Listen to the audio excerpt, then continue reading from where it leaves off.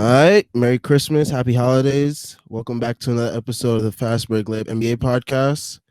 Before we get into the quick headlines, follow us on Twitter at FBL NBA Pod and follow us on Instagram at FBL _NBA Pod.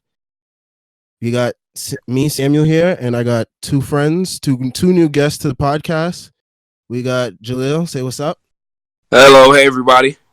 And Atiba, say what's up. Yo, what's up? All right, so let's get into some quick headlines before we get into the main Christmas Day games.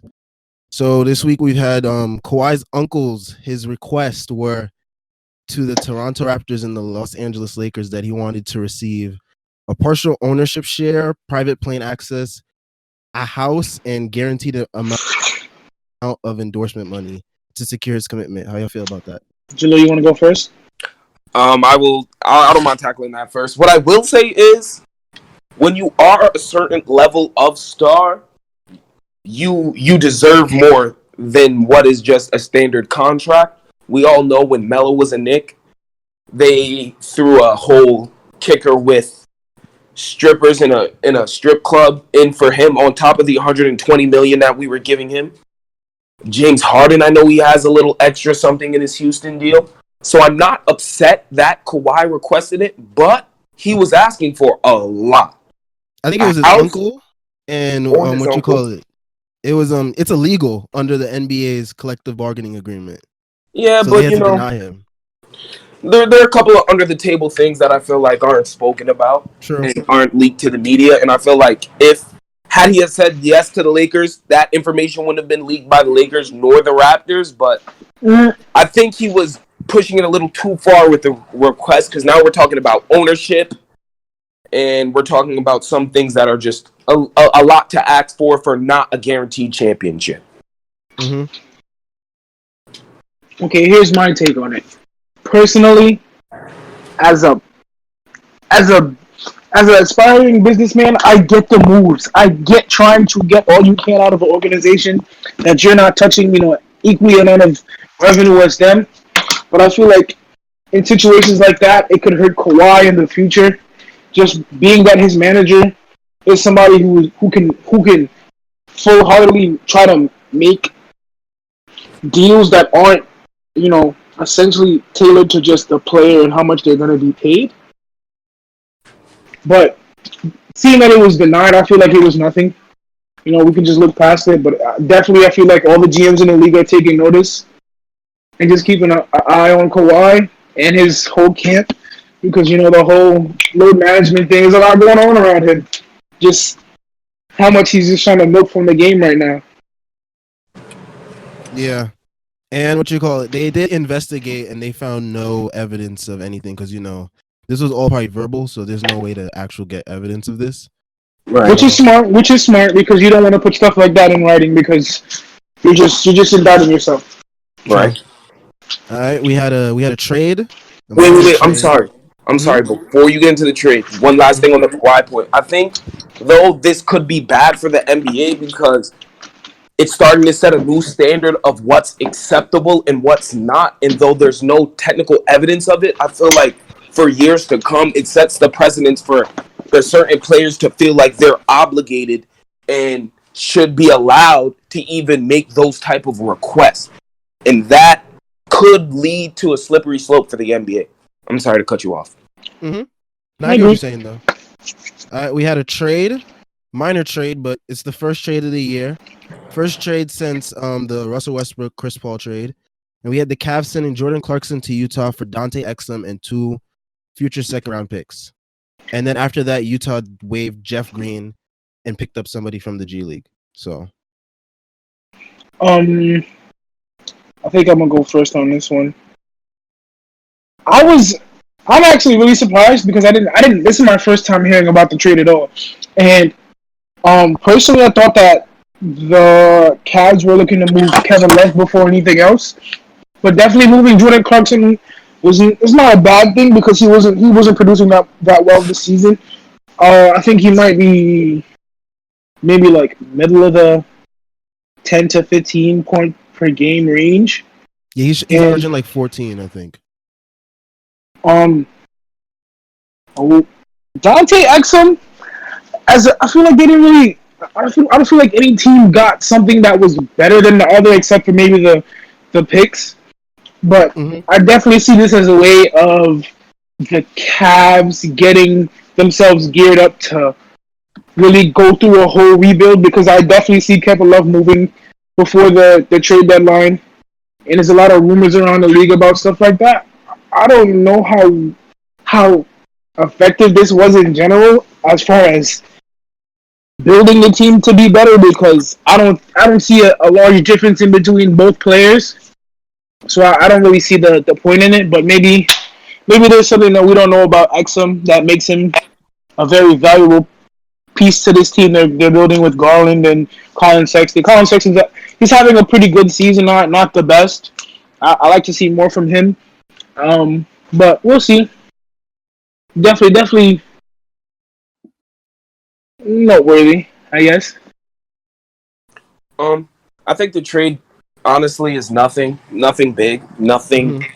to take note of. Because if you want to be truthfully honest, Jordan Clarkson is past whatever he could have been, so he won't be. He will not reach his potential, and if he already did, it wasn't much. Well, Dante Exum is he's still kind of young. he's still kind of young, but what is he gonna do? Develop a better jump shot now? It's a little too late for that. I feel like for Utah, they just needed they needed something because their season's been meh and Mike Conley's been horrible. So they need Horrible. someone to pick them up off the bench. And I feel like Jordan Clarkson, he's averaged what was it like? He's averaging like 14.6 points per game. So he's doing pretty good, and that's better than most of the guys that Utah has coming off their bench.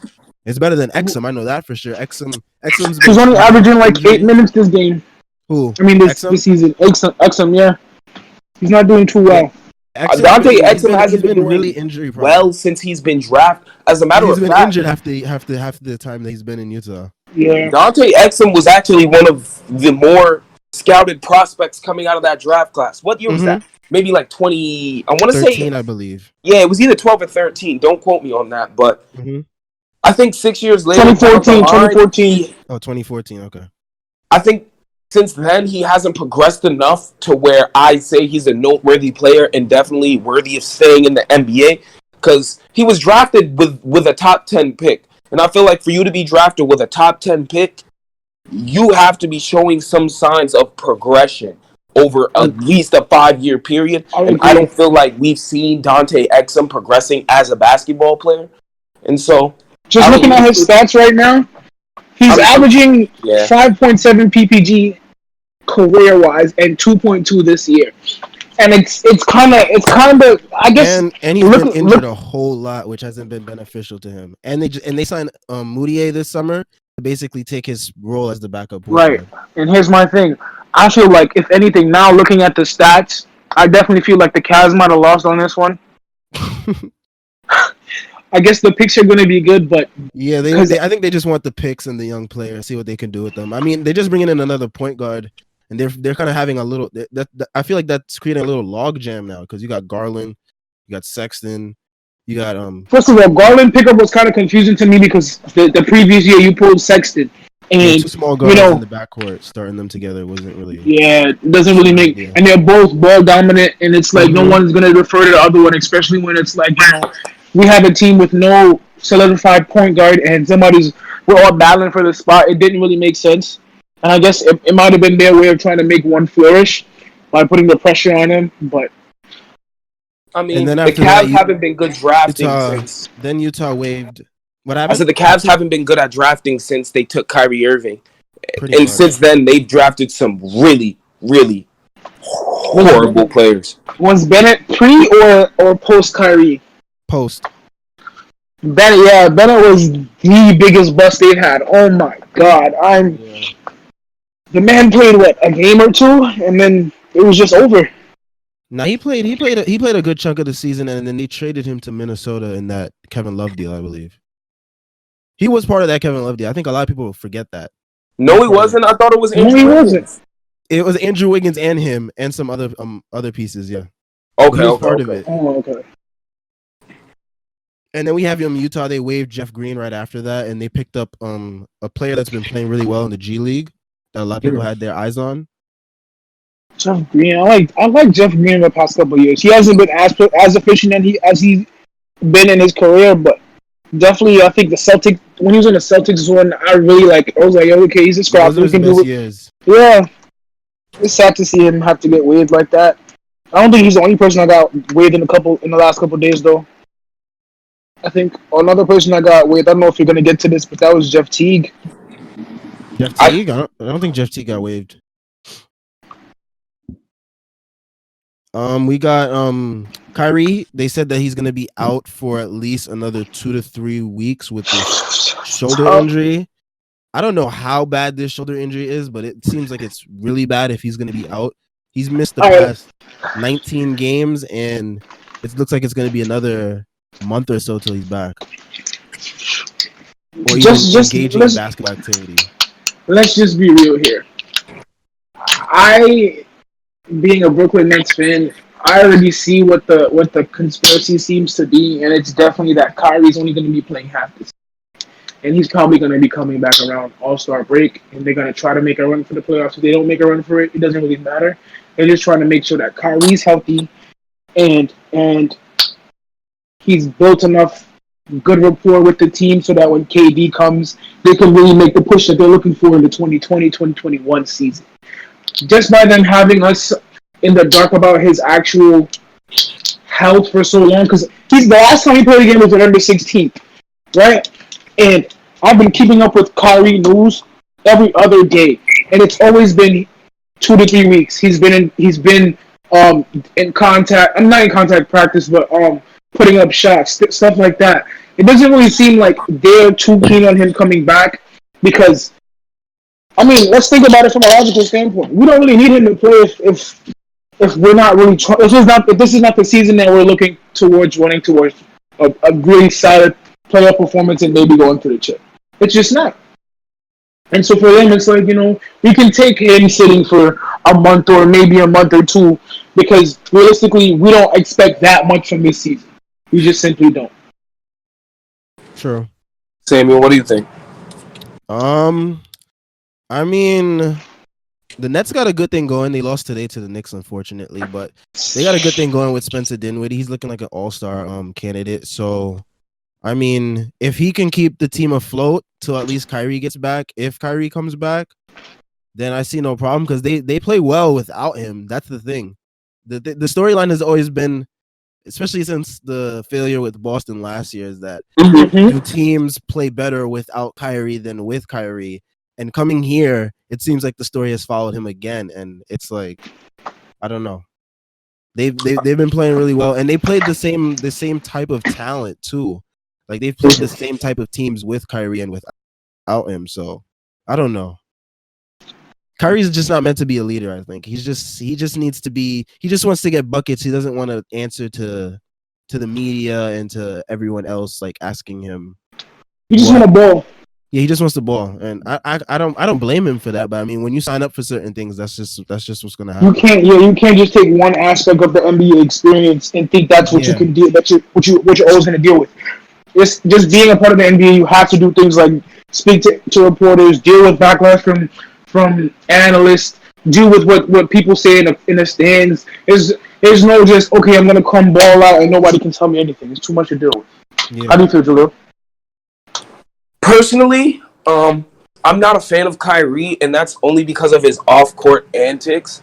I feel like when you're in the NBA and maybe not so much the NBA, but when you're playing a team sport, how you interact with your teammates and with the media and with your team, I think that's a very intricate role in sports. For example, I remember earlier this year, there was a report about something that happened between Kyrie and the team, and he didn't want to take a picture.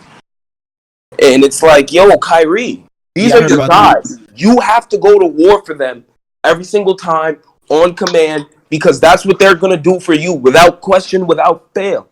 And to me, Kyrie's not much of a team player, and I feel like that takes away from the whole team aspect, and I feel like that's part of the reason why Kevin Durant left the Warriors. Because although he was a part of the team, he wasn't a part of the team on an emotional level. And so I feel like Kyrie, with with how his attitude can be very sometimey in the sense that some days it's a good day, some days it's not. I feel like that's going to have a negative role on the Nets, but he can play. The kid can play. And there's no need to take, we can't take that from him, but I think he just needs to work on integrating himself with his teams a lot better and just handling the NBA and what comes with it one day at a time. Yeah.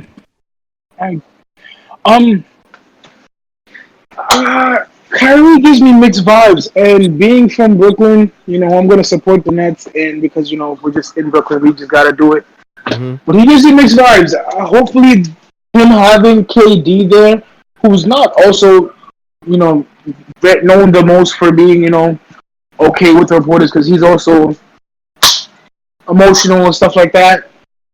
But hopefully, him having someone who he considers his best friend there, backing him up, it'll make the whole cohesiveness of the team better because there's somebody there to at least balance him or talk to him, like what we saw in Cleveland. Because before I'm gonna be really honest with you, before Kyrie was like, I want to leave, I thought everything was fine in Cleveland.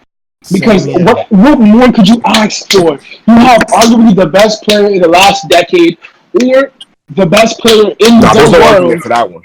The best player in the world. Mm-hmm. Backing you up like, little bro, I got you. We gonna do whatever you need to do. You want to take shots? This is your time. I got you. And you just say, yo, forget it all. I want to go somewhere else. And you go somewhere else, and you don't even do better. And you ruin the Celtics young core basically for a year. Because right now, what I'm seeing from the Celtics with Kemba, a guard who's able to gel better with the team, is the Celtics, even though they're not, top 3 in the conference or something like that, the Celtics are really promising. Jason Tatum is flourishing. Jaylen Brown is flourishing. Crazy. So they are top 3 in the conference. They're top 3 now? They're top 3. Got you. Because I think maybe last week or so, maybe they definitely were top 3. But Samuel, I have a question for you. Mm-hmm. How do you feel regarding the Isaiah Thomas situation and how he handled it? I spoke about this a little bit on last week, not last week's episode, but the episode that we just put out on Monday. Check that out if you're listening. But I mean, I feel like the NBA kind of exaggerated a little bit because he went into the stands as calm as could be. So I don't see the reason for giving him 2-game suspension. I mean, I understand you just want to you don't want the players going in the stands, but I feel like the way that he went should have should have regarded a different type of response from the league. But in response to just going into the stands and going to talk to the guys, I mean, at the end in the post game interview, I was weak at it. I was laughing because it just sounded ridiculous. The whole situation. The guy was like, "F you," and then he was like, "Be a man," and then the guy was like, "I'm sorry, I just wanted a Frosty." I just thought the whole situation was just hilarious and. In retrospect, I just feel like first point, Isaiah Thomas, you being a player in the NBA, this one guy saying something to you in the stands does not ever amount to what you hear every single time, no matter where you're at. When you miss a shot and somebody calls you a bum or uses profanity at you, I don't understand how you can be so easily moved in a sport where you have thousands of fans screaming at your every single move, night in, night out. You cannot be this easily moved. And I think it's because what Gilbert Arenas kind of alluded to this too on Instagram. He said it's because they were getting waxed. Yeah, that's nobody's fault but his own. That's nobody's fault but your own. You stop getting waxed. And one thing that's not going to help you get a win is, let me go up in the stands, get 2-game suspension. Because we can't have things like the Malice in the Palace happening. What if that was a completely different situation. Them fans was wilding. They were throwing stuff. Yeah. Right. But what I'm saying is you can't be in the stands trying to talk to fans about something while the game is going on. What if the fans be like, all right, copy, I'm going to swing on. What you going to do now? Your team is still down. Now it's still losing. Now you got a black eye. Yeah, you're gonna sue the fan or whatever, but then look at you now. You're just putting yourself in a way worse position. Whatever you got going on right now, just internalize it. There's nothing you can do other than try to go play ball. Him going into the stands didn't help anything about what was going on. Y'all still lost. And I think tonight they got waxed crazy. They got obliterated, bro. I'm so sorry. The score on that one because It was I was paying attention. a buck 32 to 102. You got waxed. Oh yeah, he's not playing because of the suspension. That's why they're getting waxed. You're right. Actually. And I don't think it really would have mattered if they dropping 30 on you, bro. True. Yeah, Isaiah Thomas not putting up 31. Not even more at least. But anyways, last headline before we get into the Christmas Day games. Oladipo. Finally, we got some Oladipo news.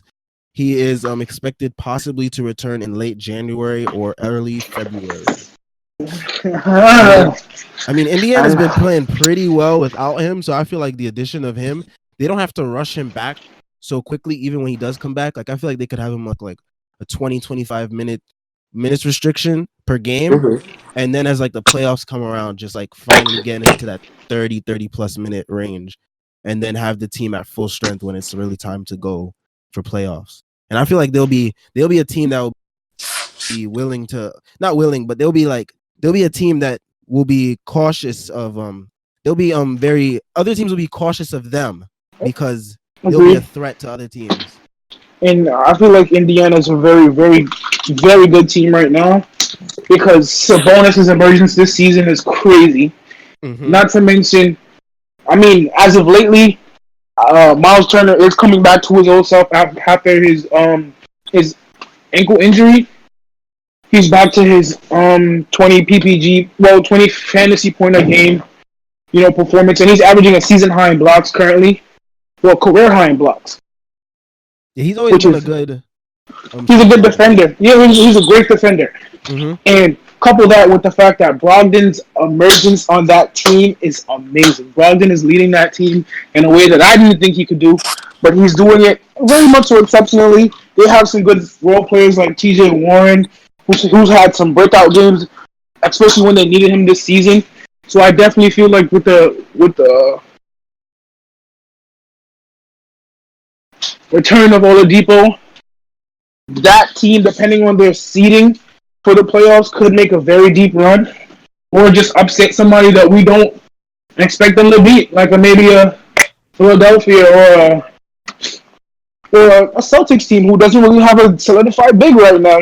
Yeah, they could punish Celtics. They could punish them bad. Punish them, yes. Ooh, I'm gonna be truthfully honest with you. This is where I'm gonna have to start to disagree. I don't think that they are actually ready for the Celtics. I think the Celtics are they're deep in the sense that they have multiple guys who can give you 20 points that same night. We have Kemba, Tatum, Brown, Hayward. That's 80 right there. And I feel like if your starting lineup can get you a bona fide 80, your bench should be able to come up with about 30. Maybe that's a little too much to ask for, but about 30. And the Celtics are, I'm not going to say they're one of the better defensive teams, but they're pretty all right defensively. And with that, I feel like 110 points in a good defensive effort most nights should be enough for a win.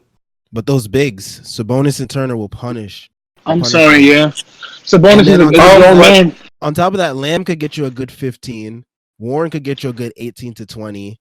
And then throw in Brogdon and Oladipo. I mean, Brogdon is automatic 20 PPG. With Oladipo, then I might be able to agree with that. That's what I'm saying, because since Sabonis doesn't have that. What were you saying? Sabonis doesn't have that dog in him yet. He's still new to the NBA and finding his role within his team.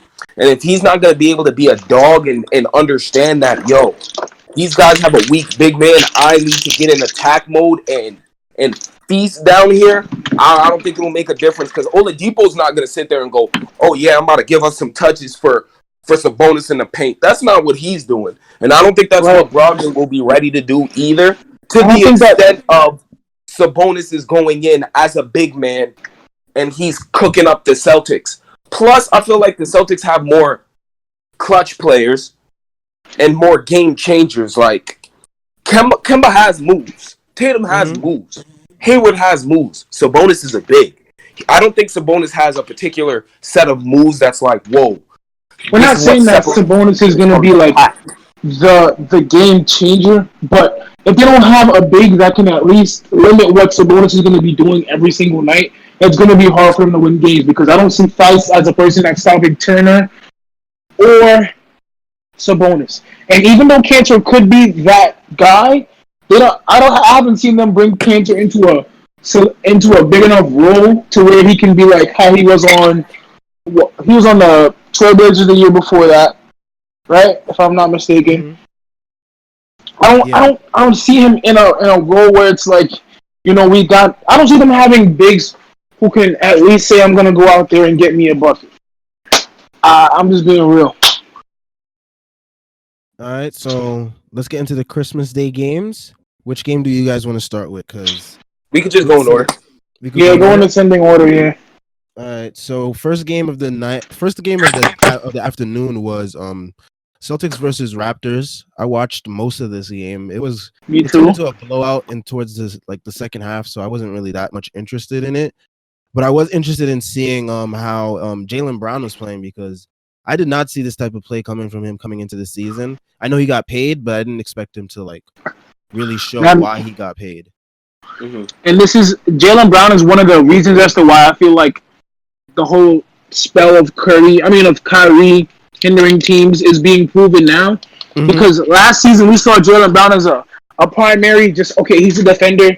That's what we're gonna have him on the wing defending the the guard or the small forward. That's what he's gonna do. He's gonna get his dunks. That's it. That man is shooting exceptionally well this season, and I don't know where it came from. I feel like I asked Jahlil this the other night. I was like, since when did Jalen Brown become so good? Like, I don't know what happened. Like, personally, I want to say, he got paid or he's always been like Yeah, this and he he never got got to paid. shine. But it's like, yo, whatever he's doing right now, if he keeps this going, the Celtics are definitely going to be a problem. Definitely second round at least. Maybe let's see what third round how they get to the third round. But I'm definitely seeing them making it to maybe the conference finals. The Celtics played a good game. I don't want to give them too much credit because I feel like the Raptors were definitely hurt. They didn't have Mm-hmm. Siakam. Fred Yeah, VanVleet is coming back. I don't want to say rushed, but I felt like maybe a little abruptly off that injury. I felt like they probably could have sat him a little Mm-hmm. longer just for health purposes. But I mean, if you're shooting 50% from the field, over 40% from three, and 85 from the free throw line, it's hard to lose a game like that. Mm-hmm. It's just difficult. But the Raptors, they didn't have Siakam. I feel like he's a very intricate role, a part of their team. They didn't have Gasol, Gasol didn't play either. Wow, I didn't even notice that. and they didn't have yeah, he Norman did not play Powell, the and whole Norman game. Powell's been playing really well as of late Yeah, too. So they missed a lot of guys. they had So to they had to go really deep into their roster today, and it wasn't deep enough, and it wasn't like they were diving deep into players who were of very good caliber. So it was hard for them to just try to mix up the defensive sets with the offensive sets, and not trying to run Lowry and Van Vliet too much because Lowry's coming off. Well, he's not just coming off an injury, but he's 2 weeks off an injury, and Van Vliet is mm-hmm. like a solid week off an injury. You don't want to run them too hard, especially when it's coming up to the first break we really have from the season. And I definitely feel like it wasn't like we saw the Celtics beat the best form of the Raptors, Yeah. but we saw them have a really good game, and we saw them do what they were expected to do, especially to a team who was weakened, not a weak team, but a team that was weakened. I feel like the Raptors they still have they have this hidden talent for finding guys in the G League or undrafted guys that are really good because they have these guys that come off their bench, Terrence Davis and Chris Boucher. Like while they've been injured, they've been able to win some games, and especially that game I believe it was this past Sunday against the Mavericks. They were playing Chris Boucher played a really good game. I remember he was on the Warriors a couple years ago, and they never played him. And I actually wanted them to play him because I felt like he was the type of guy that they need. He was a lengthy guy. He could shoot and he could like defend.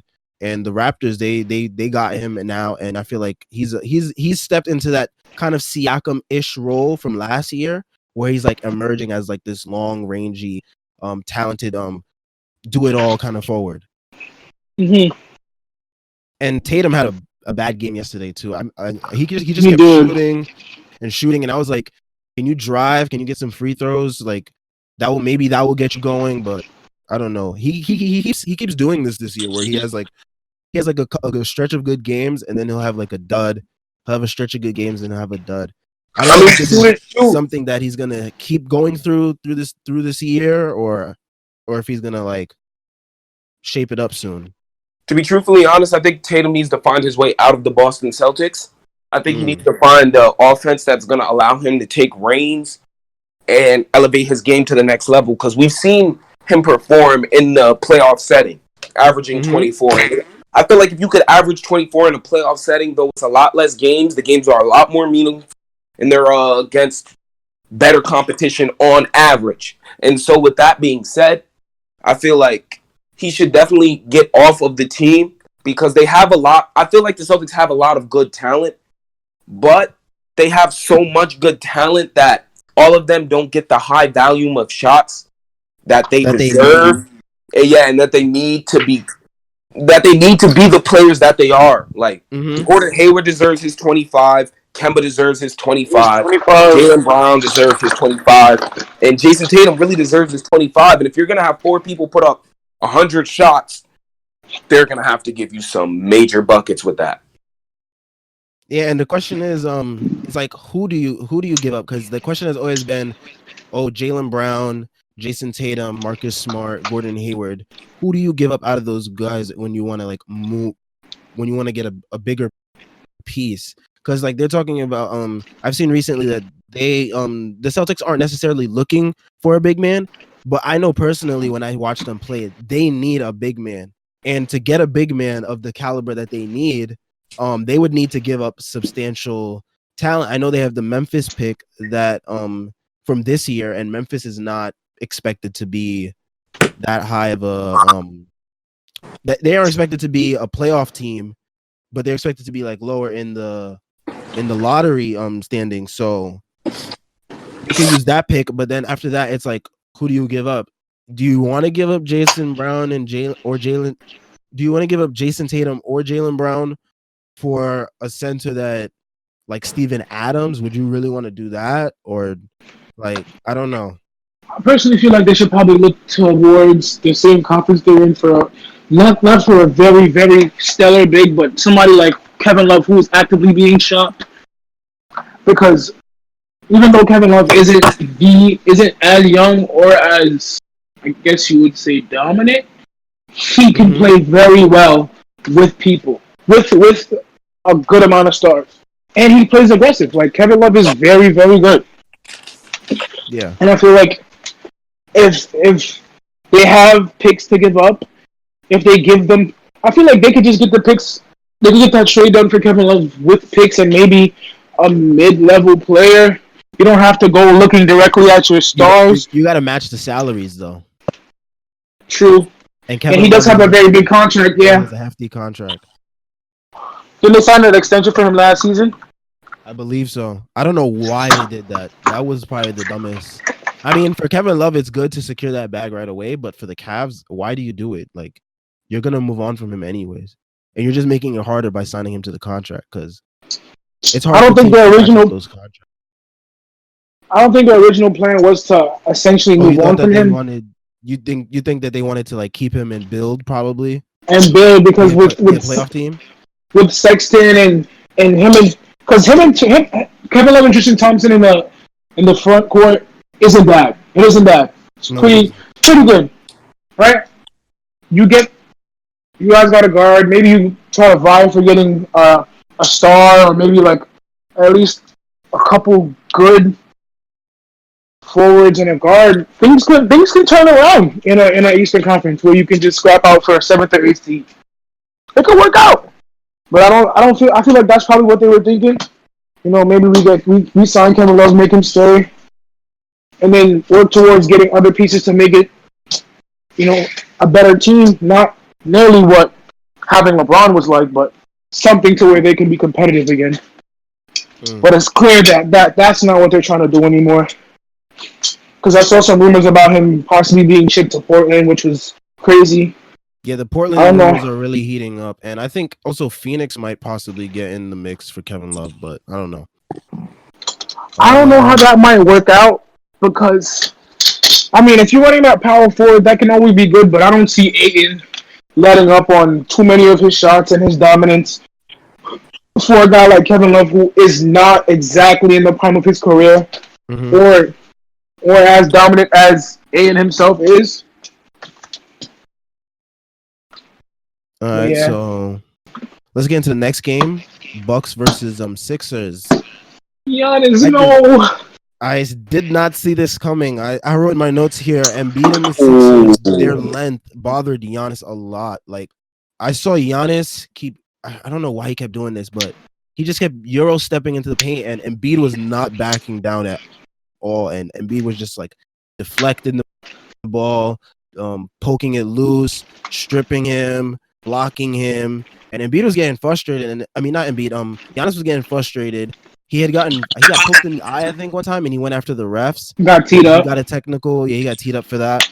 And I also have here that the Sixers, they had a historic night from three. I mean, I remember at halftime they were shooting 11 for 22. That's 50%, I believe. Mhm. And Yeah. the question I have is Middleton enough as the second best player to win a championship for the Bucks? John, you want to go first?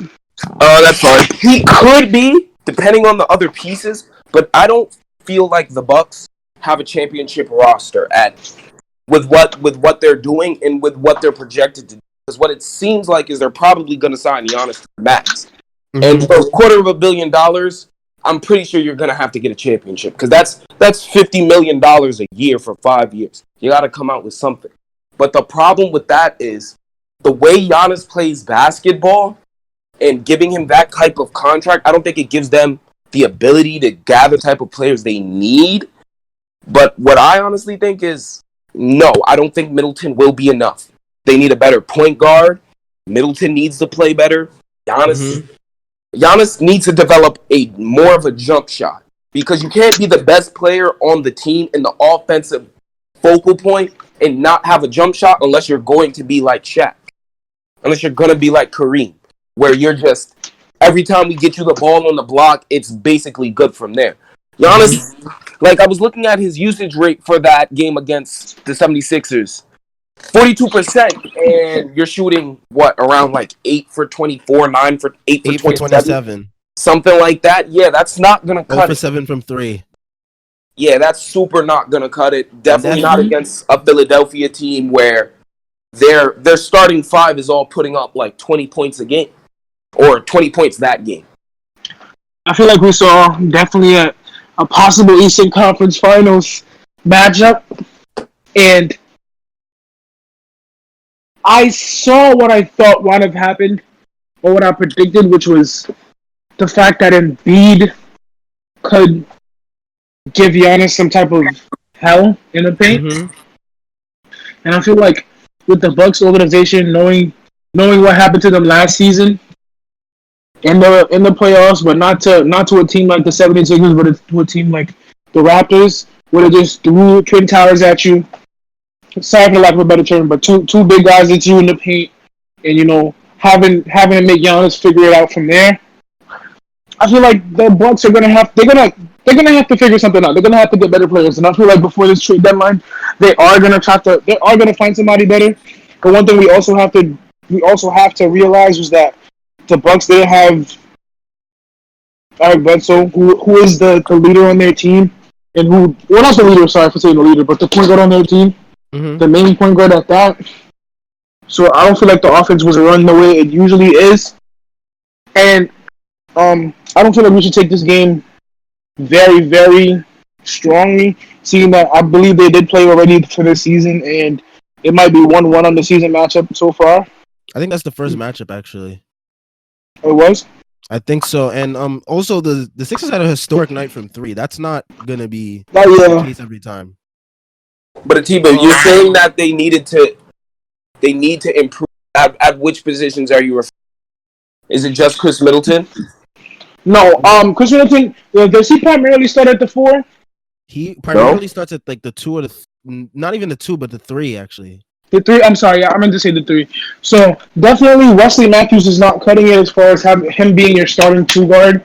I feel like we definitely need to find. Well, they definitely need to find somebody better than Wesley Matthews to at least hold down the guard position because there's been too many games I've been looking at the box score and that Wesley Matthews has 3 points, 5 points, 8 points.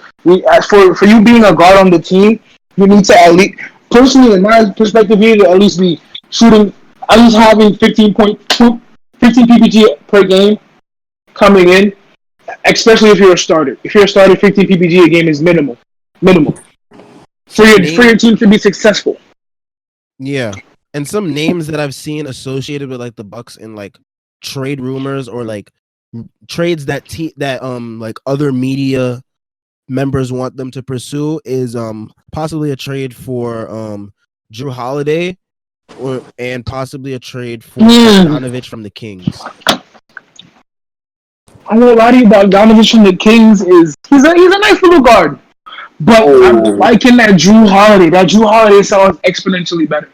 Because Jrue Holiday brings that ability to run the guard spot, the ability to run. I feel like he's able to run the small forward spot, and he's a very, very good defender and a very efficient offensive player. That would be a good piece to add to your team. Mm-hmm. I'm actually gonna disagree with the T-ball. I don't think Drew Bledsoe. I don't think Jrue Holiday is enough of an upgrade at the point guard position over Eric Bledsoe for that to be what's gonna get them over the hump. Personally, Brook Lopez is not a championship center. We know that. So they gotta get rid of him. They have to get rid of Brook Lopez. He can shoot, and that's where the Bucks that's all they need him to do: shoot and play defense, which is what he does. Because I think they just rely on Giannis to do all the other stuff and Middleton too. See, but if you're going to rely on two players to do all your stuff, though, then the two players that you're going to rely on one of them cannot be Chris Middleton. If you're going to rely on two players to get it done for you, it has to be more of a 1-2 punch, not a 1-2 hug. Because Giannis he packs the punch, but who's afraid of Middleton? Who's going into this game like, yo, Middleton?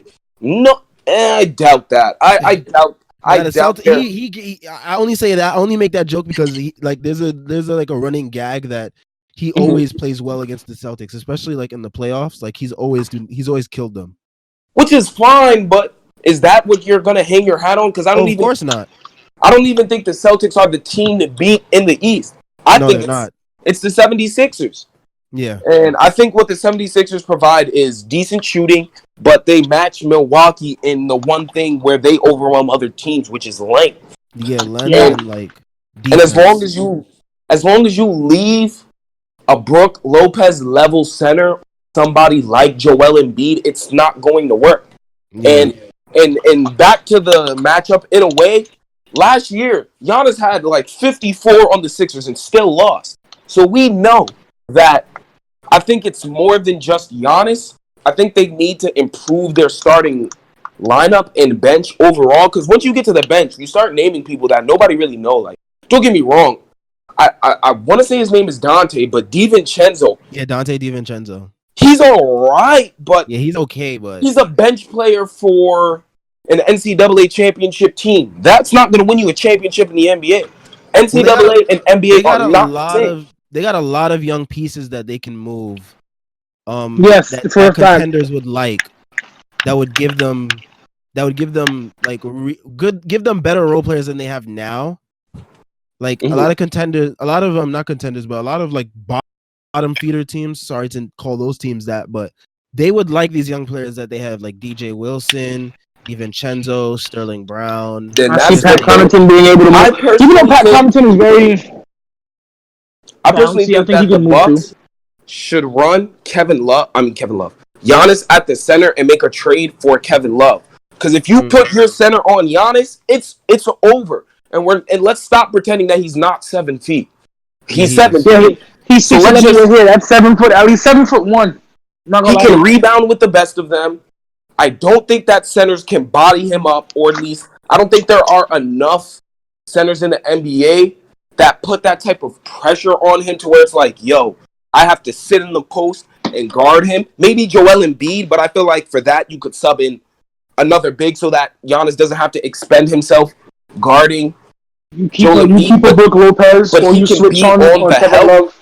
But I feel like starting Giannis at center is the move they need to make so that they can fill those shorter positions with more versatile players who not only play defense but can score. Because the spot up shooting thing is cool, but we know that just being able to spot up shoot is not good enough to win championships. Because if it was, the Rockets would win.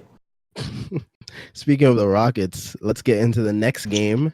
Rockets versus Disappointing. Warriors. Disappointing. I fully blame James Harden. I do not care what kind of game he has, because the thing is, as a Harden fan, he doesn't have enough success at the right time. He doesn't win the big games.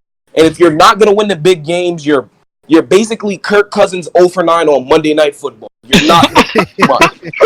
That's a problem for me. You can't. Now, don't get me wrong. He does end up losing to the Warriors in the playoffs, which is what everyone else ends up doing. But at He some usually point, has the best chance of beating them.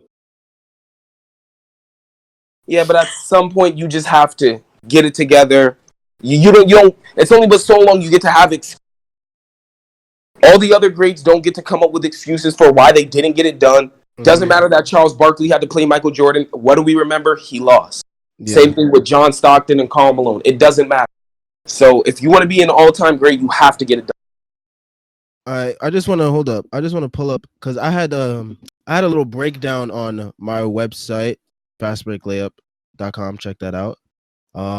But I had a little breakdown of today's game, and not today's game, but that game specifically, because I kind of pointed out what I thought were the main flaws with the Rockets in that game, because I felt like Harden was just settling. Like, this game was. I wrote that this game was supposed to be the nap game. This game was supposed to be the game that everyone was supposed to take their nap after opening up all the presents, after watching the first couple of games, hoping that those two games would be good. But yeah, it's supposed to be the ice game. It's supposed to be where you have lunch. It's time to go to sleep for a little bit. Wake up, you got dinner. Yeah. You're supposed to. This was the intermediate game. And one thing I would also say is that you cannot win games having Russell Westbrook go 11 for 32. I'm sorry, and 0 for 8 from 3. And I get so much flack from even people on this. Even though he's not here, I'm gonna speak about it. Frankie, I made a post the other day, and it was of Russell Westbrook flexing. I said 20 points, 30 rebounds, 12 assists, 5 for 25 from the field. Let's look at his stats.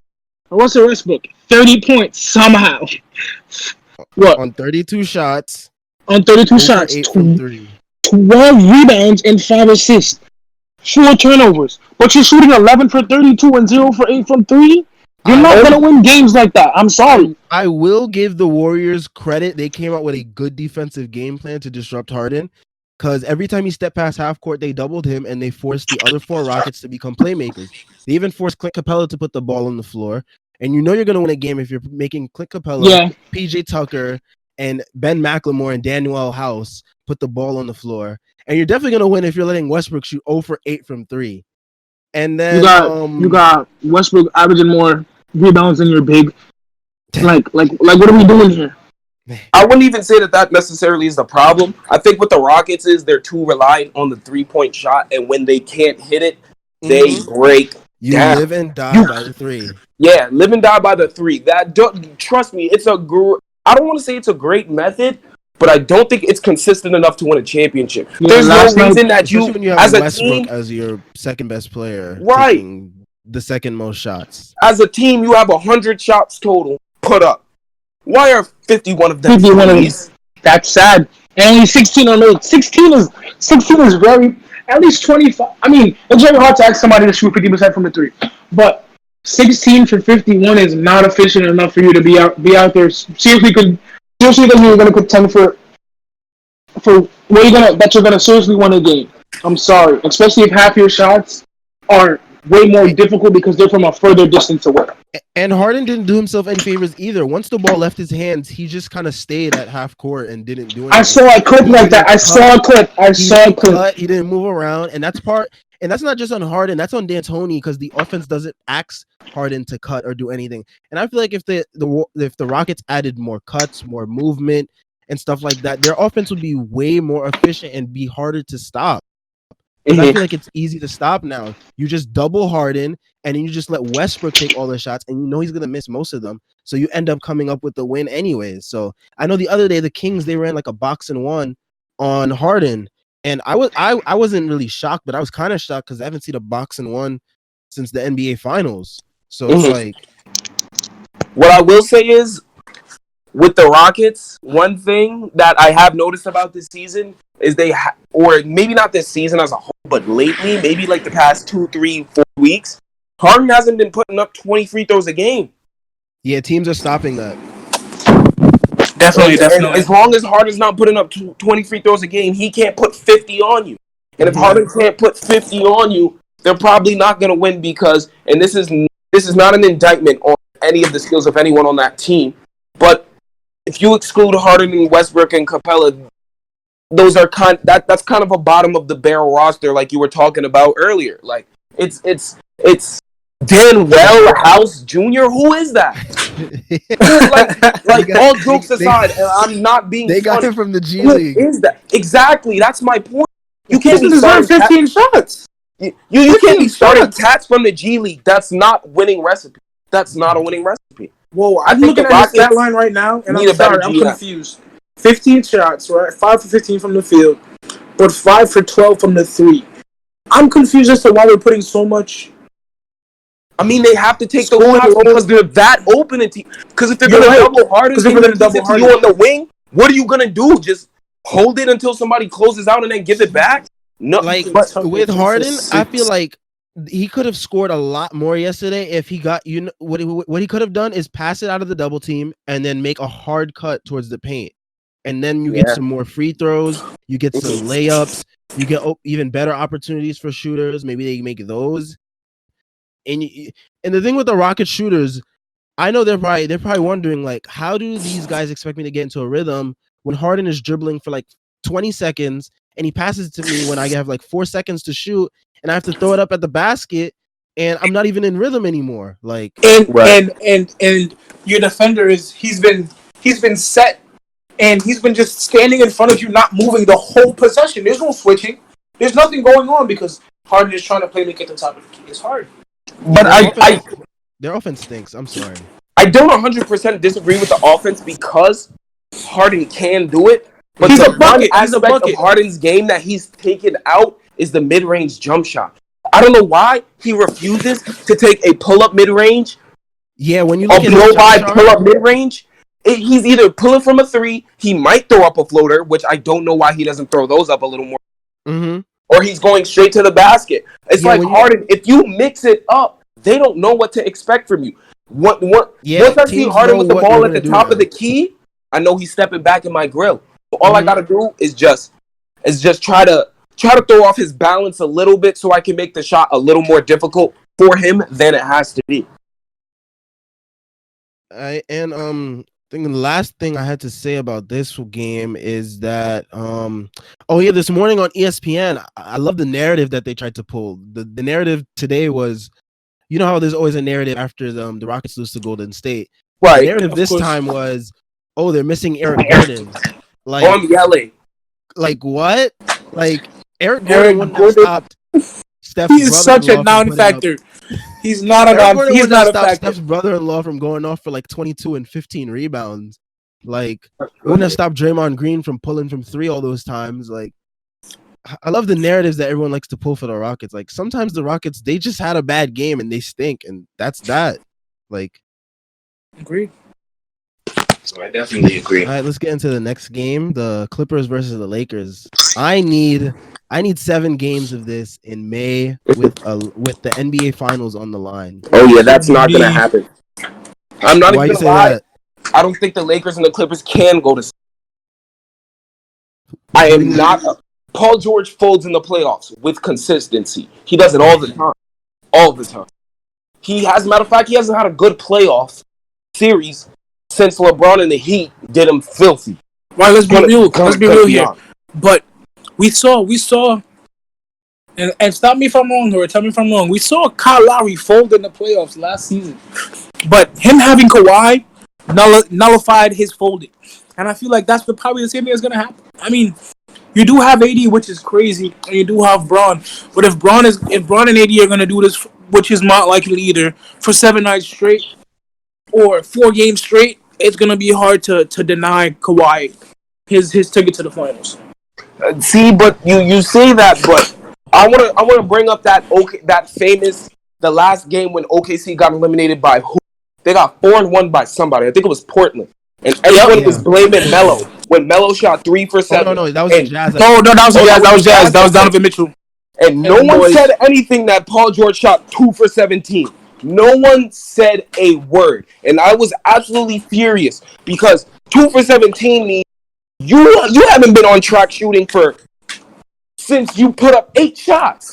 I think it was easier to blame Melo because every time Donovan Mitchell put him in a pick and roll, like he just blew by him or he scored on him. Like that's the main reason. We can't expect. But we know Melo doesn't. You can't put all the blame on Melo there. I didn't blame Melo at all. What you say? I just think that I feel like it was forced. I feel like the whole introduction of Melo and them getting into the playoffs, I feel like it was like, you win or bust. Like, yeah.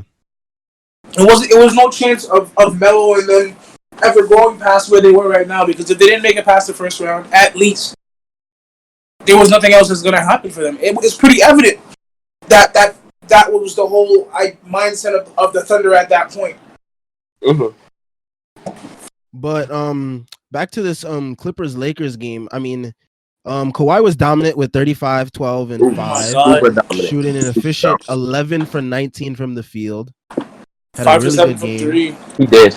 And then Paul George and Lou Williams, they struggled to get their shots off today. Mm-hmm.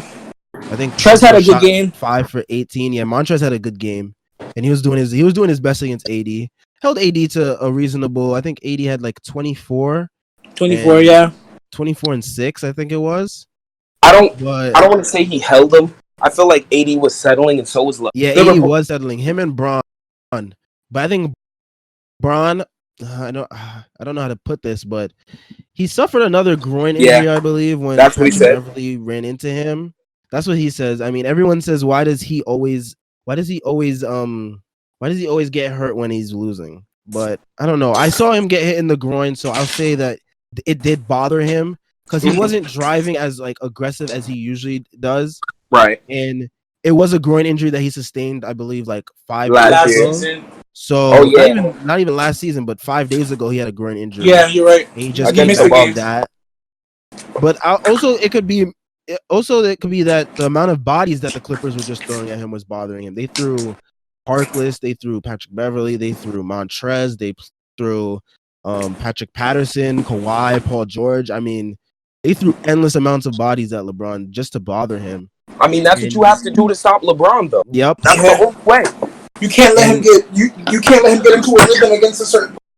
Because let's be honest here, if LeBron is going to see this person more than 7 or 8 times in the next 20 possessions after the first or 2 tries, he's gonna just dominate him. Yeah, he shot 9 for 24 from the field and 2 for 12 from 3. He was settling for a lot of jumpers, though. I mean, but between LeBron and AD, they put up 18 threes and hit 3. That's definitely not going to work. It's not going to work. And the Lakers, oh my goodness. The Lakers were 27% from the 3. Yeah. You're never going to win again. But they only lost by 5.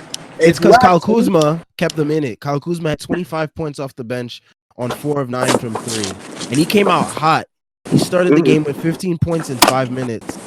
And I'm sure that the Lakers hope that this is going to be something that's consistent because he hasn't been able to get in a rhythm lately because Frank Vogel's been keeping him out of the lineup because Vogel doesn't believe that he fits well with LeBron and AD and LeBron. Yeah. So, I think AD and LeBron need to understand a little better on how to pace themselves within the game with each other and in reference to each other. Because what I see a lot, what happens is one of them will get off to a pretty decent start, but then they'll end up trailing off later in the game. Mm-hmm. And I feel like what they need to do is a little more like a Harden, Russell Westbrook kind of like, okay, feel me? It's you got it right now, AD. Do your thing, but at some point, I'm gonna start to take over so that we can get you a rest on offense, and where you pick your shots, take what you can get, take what the defense gives you, and then from there, once we get into the fourth quarter, we're back to picking our shots and taking what we want, and opposed to what the defense gives us. I feel like AD and LeBron sometimes they burn themselves out in the beginning of the game trying to find their shots that later in the game they end up settling a little more than they have to. But LeBron started this game off horribly. I believe he started the game off like 1 for 7 or like 0 for 7 or something nasty like that. So if you ask me, if LeBron doesn't get off to that start, Lakers win the game because they only lost by 5. And I personally think that on average, LeBron will start a game at least 3 for 7, 4 for 7. So I think that just depends on also the defensive intensity of the other team. I mean, the Clippers, they came out ready to throw all the bodies they had at him. So I think that kind of disrupted him too. And then on top of that, resustaining that groin injury hurt. I mean, I had down as a takeaway from the Clippers, I would be worried about Paul George because he constantly shrinks in big moments. And although this was a regular season game, it was a big game regardless. Right. You can only hope that Paul George can step up and be that 1B to Kawhi's 1A. Kawhi, I mean, Paul George is not a 1B. He is a 2B. But if the Clippers want to be as successful as they want to be, and if it comes down to them versus the Rockets or even the Lakers in the playoffs with a chance to get to the finals, Paul George is going to have to be that 1B to Kawhi's 1A. It can't be Lou Williams. It can't be Montrez. It has to be Paul George. Because they gave up so much for him. Right. Yeah, they did give up a lot. All right. Last game. I didn't even watch most of this. Honestly, I'm sorry. If there's any Pelicans and Nuggets fans listening, I'm sorry. I did not watch this game. This game did not interest me that much. I will note that Brandon Ingram continues to show why he's the most improved player. He had a career-high 7 3-pointers. Mm-hmm. But my opinion on the Pelicans is that they should just trade Jrue Holiday and JJ Redick and get this rebuild in full swing. I think they definitely should have got the rebuild in full swing, but I'm not sure if getting the rebuild in full swing with Zion was the. Though what I will say is I guess everything you can always make a better decision with hindsight, but man, a small forward and he's the heavest man in the NBA. And he's not even on the court yet. That has Zion, raised some type. They're reteaching him how to walk and run. I mean, they have the Saints medical staff. I personally think that this was not they changed that, I believe. They changed it? Yeah. They changed it this season. This season they changed it. But now you have an inexperienced medical staff. Come on. This is your first year of having your own medical staff. What do you mean? There's no way that I personally think that they will manage this correctly. Also, without a jump shot, or at least without the ability to make players around better, you cannot start a franchise without that player unless that player is like, yo, I can go get you 30 on a bad night like Shaquille O'Neal. Let's be real. I also want to talk about something you said. Wait, I don't know who said it, but you said that they should trade JJ Redick. JJ Holiday, yeah. That was Samuel. I feel like the best thing they can do right now is keep trade that. It's pretty obvious that he is something isn't right with his body. I don't know if it can be fixed with time, because I guess they were working on his jump shot, but his hip seems to be a problem that is persistent over and over, and I don't know how much we're being let into of what's really going on with his body. But I would definitely think that maybe the smarter trade also would be to get rid of Lonzo and get rid of JJ and try to get somebody else in there, because Ingram is showing very good. Jrue Holiday is solidified. I don't really like Derek Favors. I'm going to be real with you. He's good enough. I would just that Jackson Haynes or that Jahlil should have a bigger part on the team. I just can't. I don't see that this recipe they have right now as being something that. I mean, they're obviously not winning, but something that's going to be food. Lonzo's giving me very weary vibes right now. I mean, but moving on to maybe talking about Nuggets. Nikola Jokic, he's been picking up his players of late. Yeah, He's been having better games. You know. Fortunately, the Pelicans broke their 7-game win streak. Yeah, I was confused when I saw that. But Jamal Murray, his play upsets me because it's so inconsistent. And he just got paid. He got paid $170 million this offseason. Excuse me? Wait. Say that number one more time. $170 million. 170? Yes. Oh, no. They baited. They gave him a big bag. They gave him a big bag. And Jaylen Brown, Buddy Hield, Pascal Siakam, they all got paid this offseason, and they all been playing really well this year. Probably all having career years. Mm-hmm. And Jamal Murray, I know his numbers are okay-ish, but I need him to come out playing like Jaylen Brown. I don't need to see all this inconsistency like you're in your first or second or even, I think, third year. I think he's in his fourth year now. Like, come on. You got to do better than 8 points on 2 for 8 shooting on Christmas Day when you have like a 7-game win streak, and you could increase it even more to like 2 for 10 shooting. Oh, 2 for 10? Yeah, 2 for 10. Like, come on, you can't be doing that. And you just got paid $170 million. I need you to play like you just got paid $170 million. Like, I mean, he's playing with that bag on his back. It's too heavy for him, honestly. Because that's got to be what it is. With me personally, I think these NBA contracts are getting a little too out of hand. I want to be real. I think NBA teams are. I think these are just the rookie extension numbers, I believe. Man, forget all of that nonsense. Why are you giving Jamal Murray $170 million when he hasn't even shown you that one?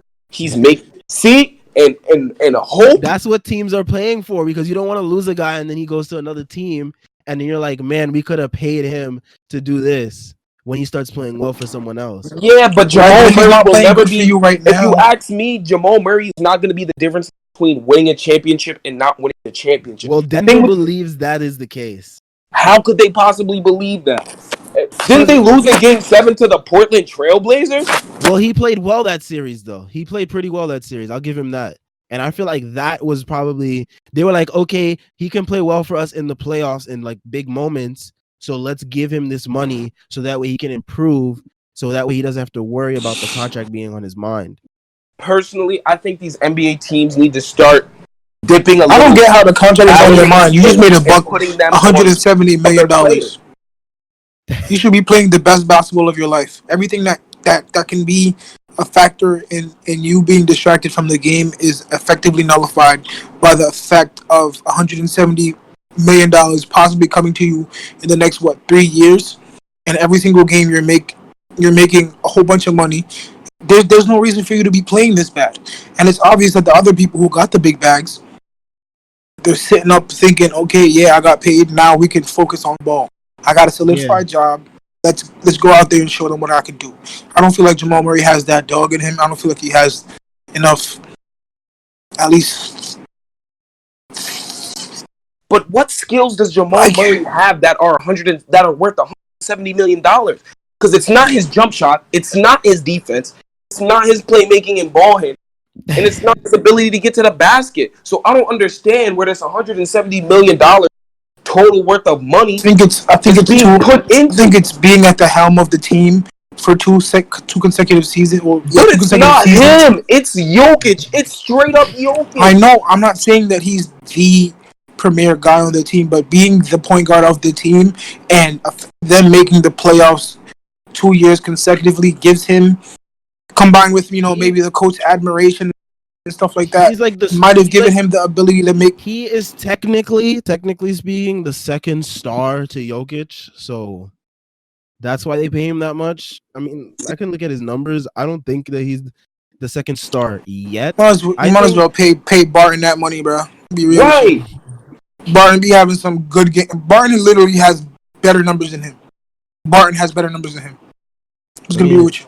Let me see, because I like Jamal Murray, and I want him to play well, because I feel like he can be a really good player. He but can't. he is just way too consistent, and he's averaging on the season 17 and a half, 17. 4.5 assists, shooting 43% from the I'm field, out of and Jacked on the Barton.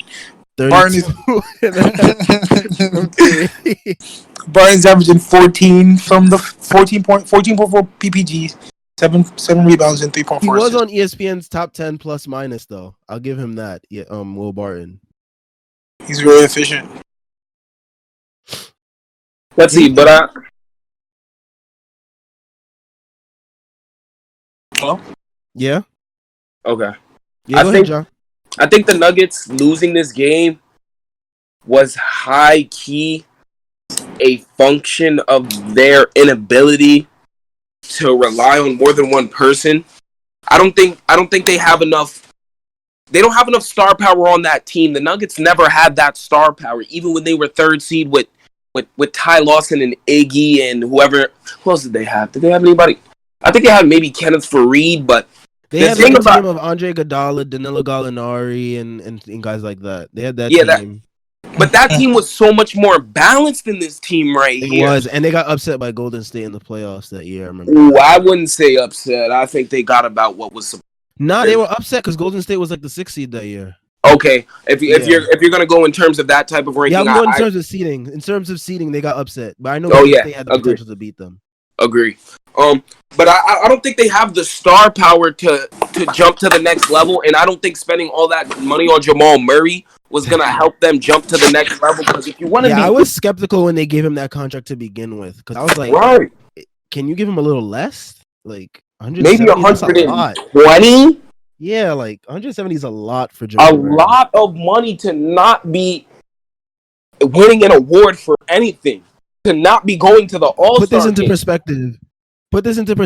I know the cap situation is different now from when Steph Curry was getting his rookie extension, and I know Steph Curry was in a whole different situation because of his ankle surgeries. And also I think Monte Ellis.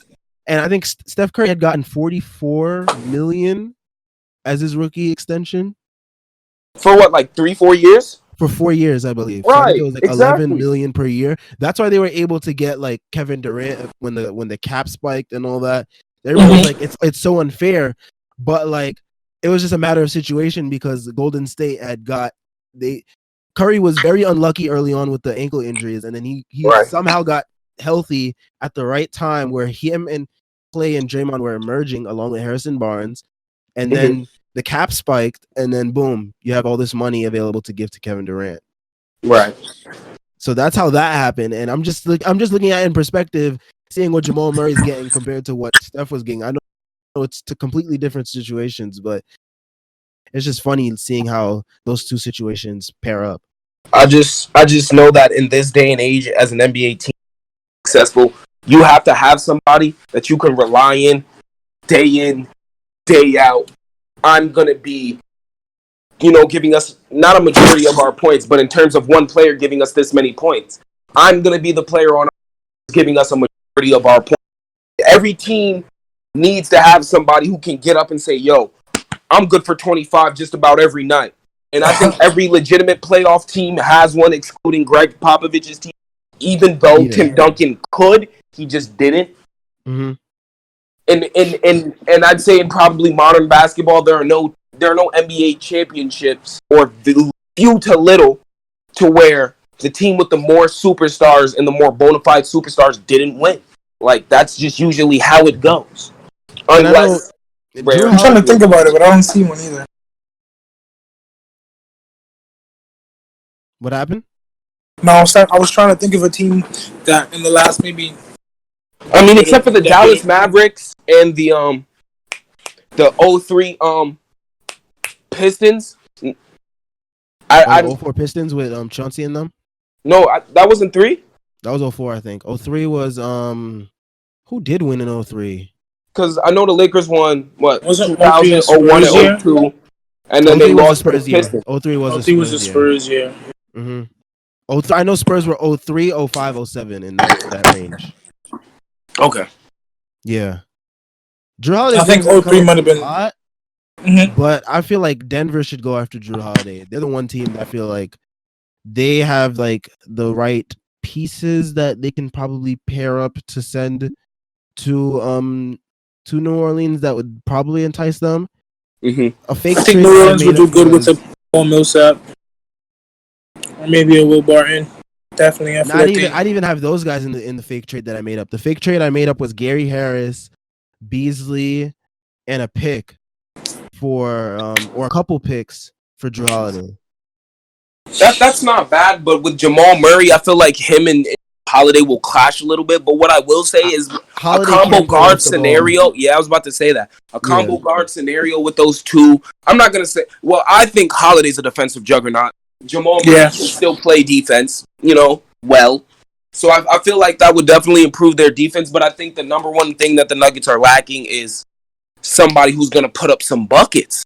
Jokic is 8 for 20. You're not gonna win a game with the best player on your team shooting 8 for 20. You're just not. yeah. I feel like the And, Nuggets also just rely on like their balance a lot too, because they have so many pieces.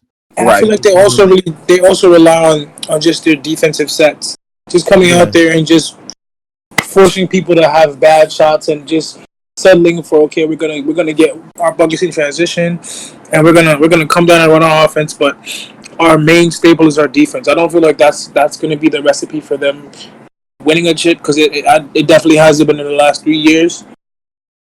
And I can't even say anything because we did have super teams in the last 3 years, which has made the league very much so unbalanced. And Mm-hmm. we see the balance being restored now. But I feel like for them, they definitely need maybe a guard who's more consistent. And Drew Holiday, I do feel he can bring that to the team. And especially for the $170 million, I'm. Yeah, definitely. Definitely Drew Holiday could do that for a buck Sandy. All right, before we end, I just want to get into some all-star voting. All-star voting opened yesterday, and I want to know what you guys Let who me you go guys have as first. your I did have mine. I did mine ballots. already. Yeah. So for the West, I had my front court consisting of LeBron James, Anthony Davis, and Kawhi Leonard. And my back court was James Harden and Luka Doncic. I feel Same like here. that's very hard to beat. That's very Yeah, hard to that's beat. my same five I have in the West as well. And in the East, I had Trae Young and Ben Simmons as my backcourt. And the reason that I picked Ben Simmons over, I think there was somebody else who was ranked up. Spencer, probably. Spencer Dinwiddie, yeah. The reason I picked Ben Simmons over him was just because I feel like he has maybe more voting, and it would be a little bit smarter, even though it's purely about votes and stuff like that. Just for competitive reasons, I have Ben. And for my front court, I had Giannis, Siakam, and Joel Embiid. Yeah, my East was similar to yours, except I had Spencer because I feel like Spencer's been like carrying the load for that Brooklyn team. Mm-hmm. And I didn't have Embiid. I don't know why I didn't have Embiid, but I should have probably put Embiid. I put Tatum instead. Okay. Tatum wasn't bad. I actually don't really do all-star voting. I don't really care for it. Whoever goes. Yeah.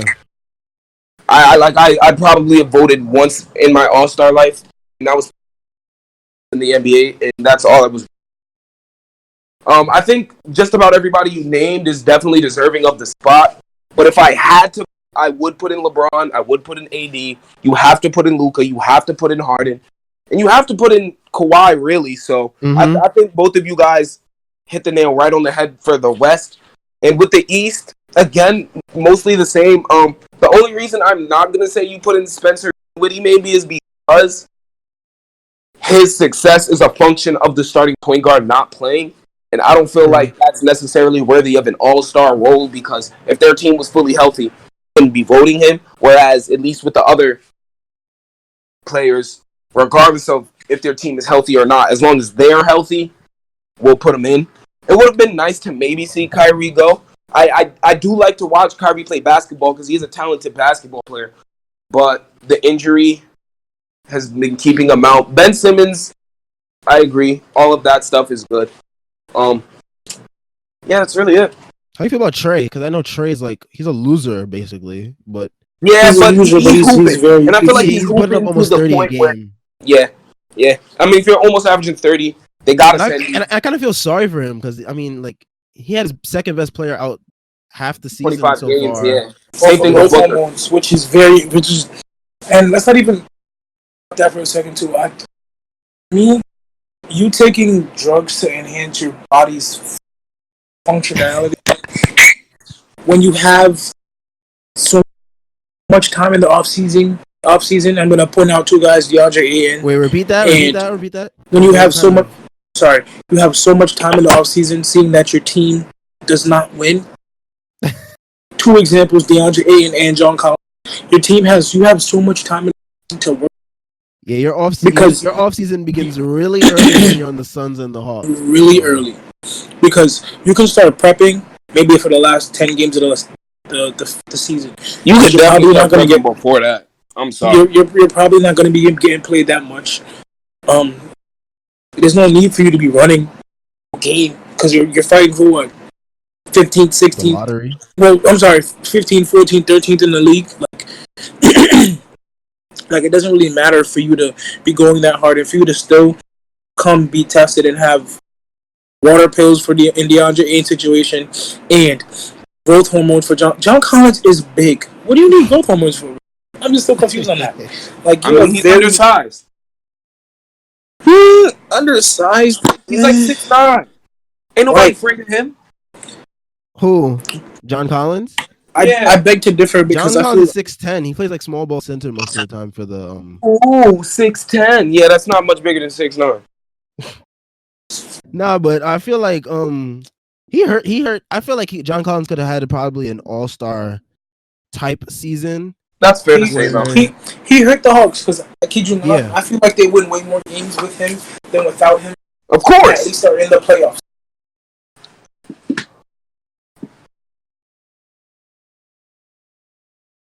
All right, so I think that's it for this episode. Thanks, guys, for joining me this week. Thank you for having me. Thank you for having me. It's been a real pleasure. Appreciate it. And I think we'll have another episode up on Sunday, I believe. All right. And yeah, that's it. Make sure you guys are showing support. The NBA Fast Break podcast. Make sure you guys are tuning in. No freezing takes over here. No freezing takes over here. And share on the Subscribe, follow, and make sure you leave that rating, especially if you're on Apple Podcasts. All right.